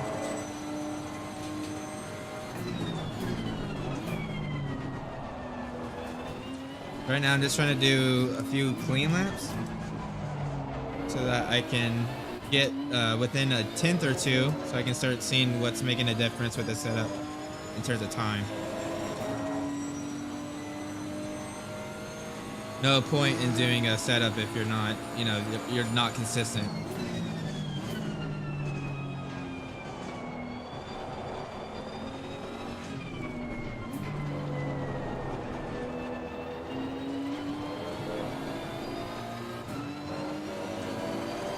Should be a little bit better of a time, but it's still gonna be slow, I think. A little better. Well done, mate. Personal best. This wants to kill me every time turn one. All right, we're gonna make that adjustment now because I can't drive this. Isn't this? Oh yeah, I forgot we're on. Okay. So let's look at the data real quick. Two is change the windshield capture back to. Totally gonna be messed up now, but we can stretch the screen. Hopefully that looks okay. So what I need to do is let's come back here. Those are super slow times. Holy crap. We're gonna look at track temperatures and pressures, ABS, T's and P's. I'm gonna set those temperatures for Mackett's Beckett's to be right around 27.5. The fronts are like 0.4 too low, so we'll go up 0.4 on the fronts and 0.4 down on the rear. That makes it easy. So up 0.4, down 0.4. That should give us at least somewhere kind of close. And I'm going to do the naming convention here. So RST Silverstone Nissan GTR 1.6.6 version 0. Hey, what's up, Still? How's it going, bud? Okay, so tire pressures and then the arrow, dude. That totally felt like way off for me in terms of the arrow. Let's drop it. Needs a lot, like 60-ish, and see how that feels. Yeah, that's exactly what it feels like. So it feels like when I roll the car, it's just like really slow to roll out of it, right? It feels like there's a lot of mass and there's just a lot of inertia behind it, and I need to get that more tame. If we come in here, we'll just load in the Nissan setup real quick.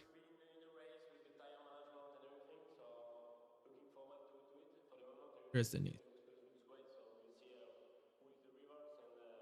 This is the 2018.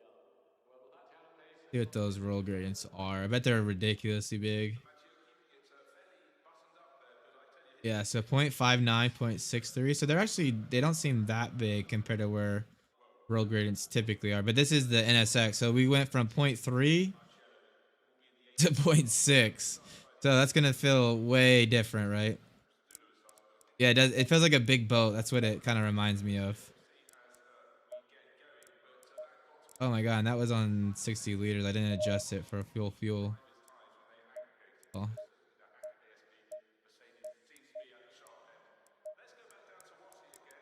We're gonna add full fuel in here.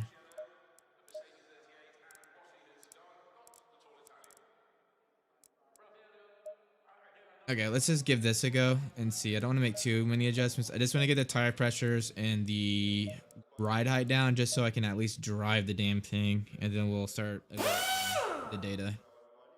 See how it goes.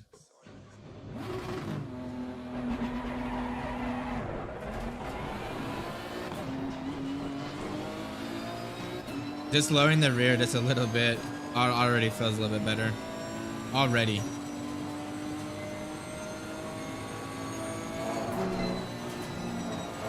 Well, it's maybe too low now.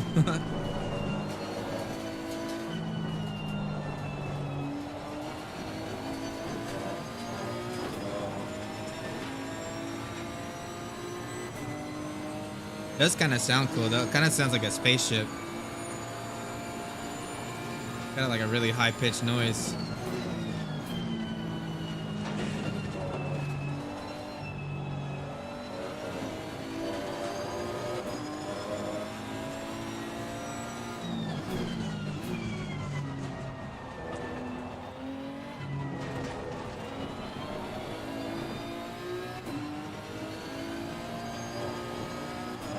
Lowering the rear definitely helped though.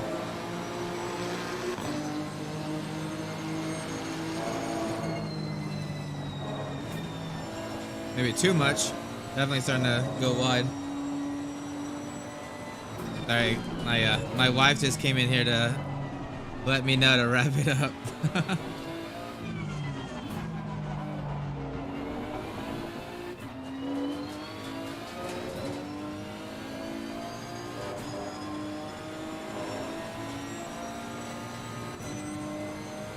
Tire pressures are coming up. Let's see what it feels like once they're at full 27.5.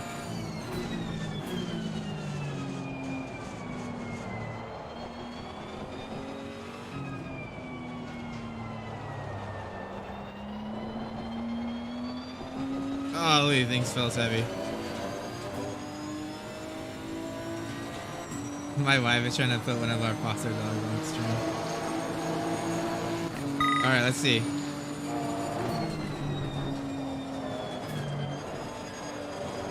Oh, leave. Drift machine.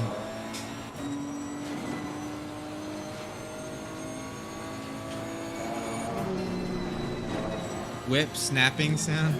Oh yeah. That's what happens when you get married, man. You lose all freedom.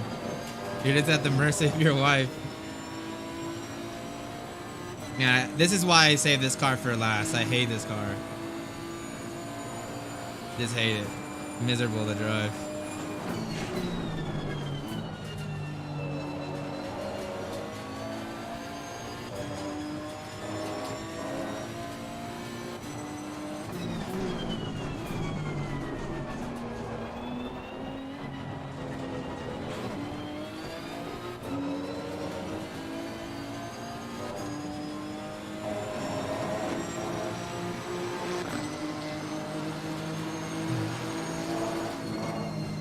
Golly, I didn't even. What am I doing?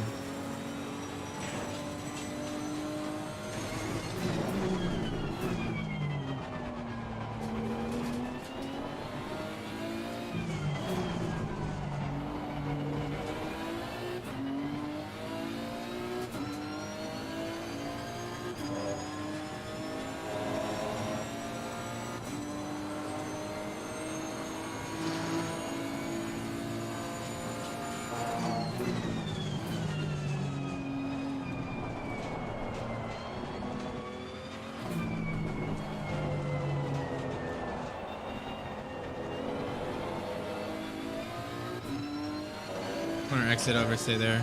A little too much steering angle still, so I just got loose as soon as I got on throttle.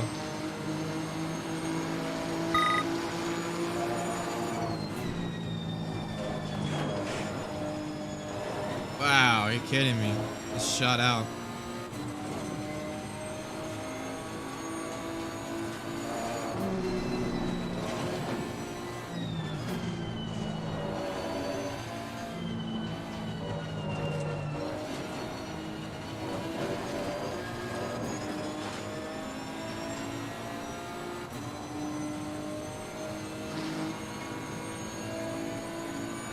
Tire pressures are a little high on the front left, but not too bad.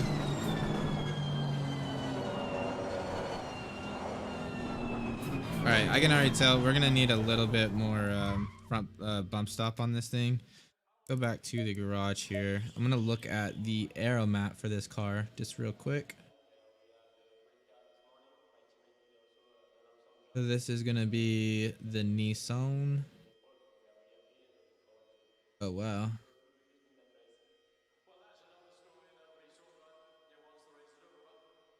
Oh wow, it hardly has like any rear wing. All right, see you, Voodoo. Thanks for tuning in, man. Hope you have a good night. 3 a.m. is definitely on the later side of things.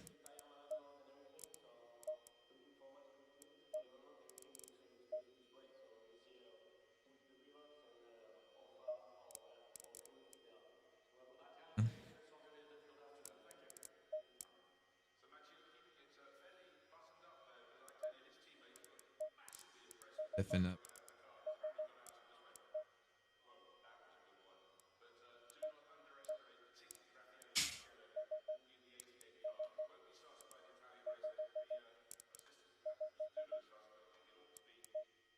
Let's see.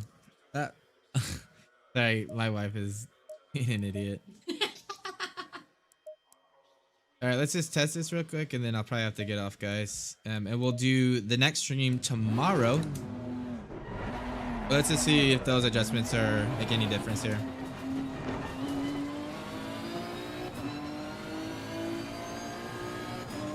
And then after we finish this setup, it will be the last setup in the Silverstone bundle, which means we just got to verify the data. and then they'll be on the website for you guys.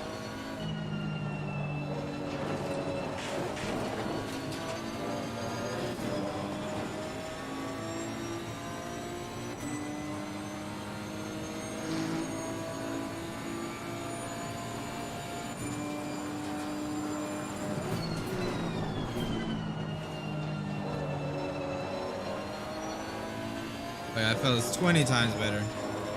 20 times better.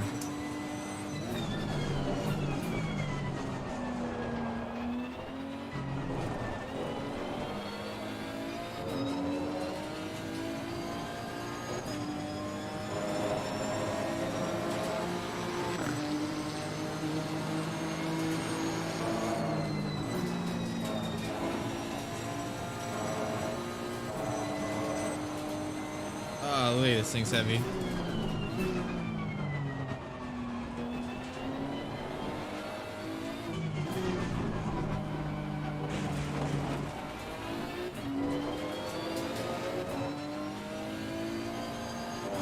Let me reduce the got the force feedback turned up too. That might help to turn it down a little bit.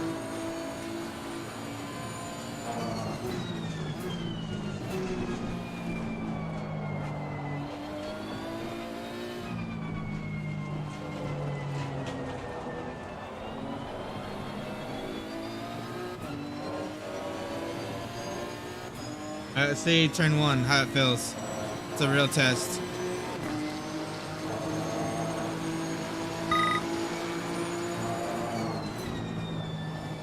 Oh, way better.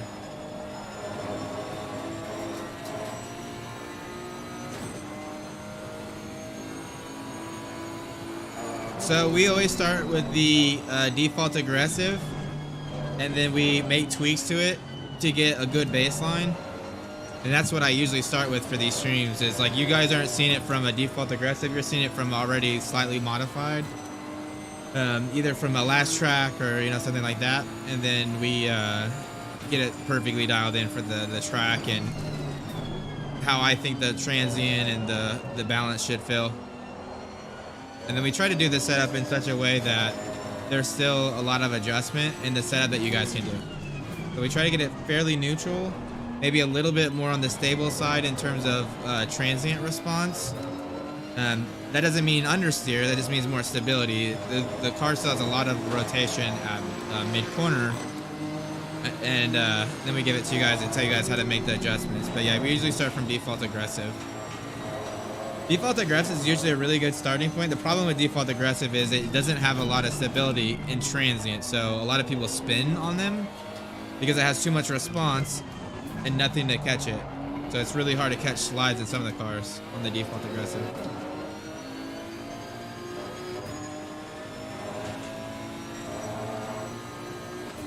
So we got 10 degrees on the rear, 13 on the front. So the front's a little bit too stiff.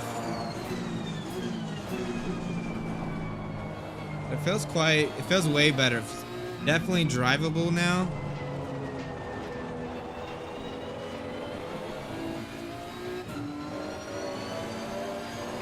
It's definitely gonna need some tweaking to get fast though, which we'll have to do tomorrow. Let's just do one more lap, get another good impression, and then we'll wrap it up tomorrow. Oh, understeer through there, Jesus. There's so much mass, you know, it's hard to get it stopped in time.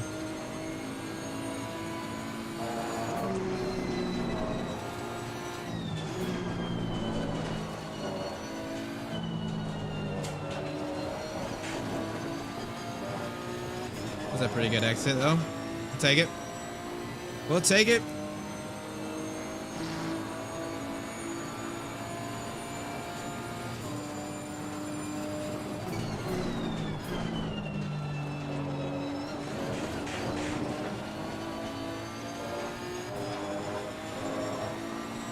Okay, more mid-corner speed here.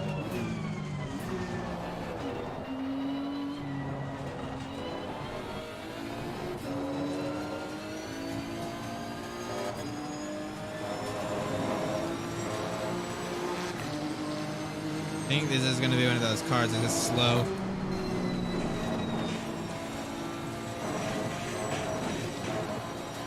off of that grass.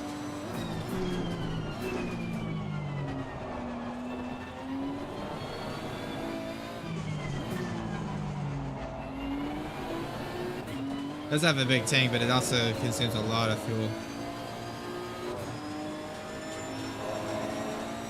Tire wear looks pretty good. A little bit more on the front though. Again, the front wheel drive cars have more mass up front, so that could probably be like a reason why.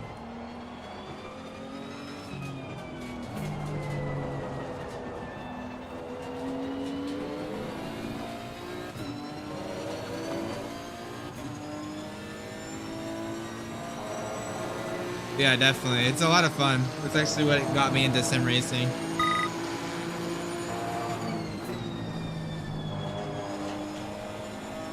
Yeah, so much understeer, high speed understeer. But at least the setup is drivable. We will do some more setup on this tomorrow. I do have to get off. It's getting kind of late, and I got a few things I got to get done around the house. But if you guys want to see the conclusion of this setup, tune in tomorrow. Probably about the same time I'll start streaming, and we'll wrap it up, and we'll get this car, you know, going as quick as we can. I think it's going to be a little bit slower than most of the other cars. It is an older car. I don't think any of the 2020 teams are actually using it this year. That being said, we could at least get it, you know, feeling pretty good for people that do absolutely want to drive this car. But we'll wrap that up tomorrow. And then after that, all the setups will be done. They'll go on the website, you know, in the next few days. But thanks for tuning in, guys. I always enjoy hanging out with you guys. It's always way more fun when you guys come and ask questions about RST. We can look at data together and, you know, just hang out. If you like the video, or if you don't like the video, get it with a like or a dislike. You know, any type of activity helps bring people to the channel. But I hope you guys have a good night. Until then, I'm Zach for Racing Sim Tools, and I'll catch you guys later.